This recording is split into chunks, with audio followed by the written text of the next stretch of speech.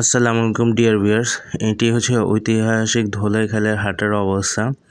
এমন ধোলাইখালের হাটে গিয়ে দেখি যে আমরা গিয়ে দেখি অনেক গরু নাই, এবং যারা আশা করে এসেছিল তারাও বলছে যে তারা ধোলাইখালে গরু সেরকম পাচ্ছে না। অনেকে আবার এটাও বলছে যে কমলাপুর, শনি আখড়া এইসব জায়গাও মিড বাজেটের গরু নেই, মিডিয়াম সাইজ থেকে ছোটো সাইজের গরুগুলো নেই। বড় সাইজের গরুগুলো অনেক অ্যাভেলেবেল আছে, কিন্তু বড় সাইজের গরুর দাম তো অনেক বেশি, এবং সেটা অনেকের বাজেটের বাইরে গিয়ে পড়ে যায়। এবং গরু, এই যে বড় গরু, এটার দাম নিয়েছিল প্রায় 1,90,000 টাকা, কিন্তু মিড বাজেটের গরুগুলো অনেক চাহিদা বেশি।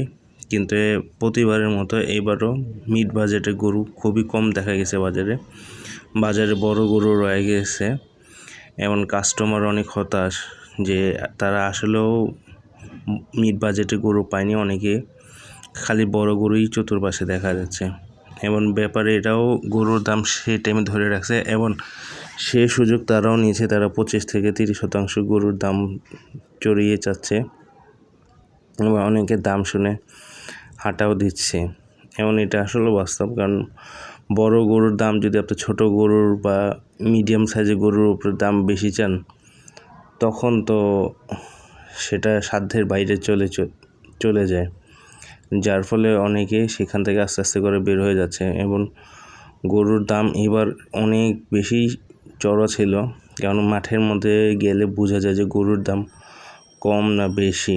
কিন্তু প্রথম দিকে যারা কিনছে তারা বুদ্ধিমানের কাজ করেছে, কারণ প্রথম দিকে গরুর চাহিদা ছিল কম, কিন্তু কাস্টমার ছিল অনেক কম, যার ফলে ব্যাপারীরা অনেক দ্রুত গতিতে গরুগুলো সেল দিয়ে দিয়েছে। এটা একদম ভালো বুদ্ধিমানের, যে কিনছে সে ভালো বুদ্ধিমানের কাজ করছে। যদি আপনার জায়গা থাকে, আপনার কিনে রাখতে তো কোনো সমস্যা নেই।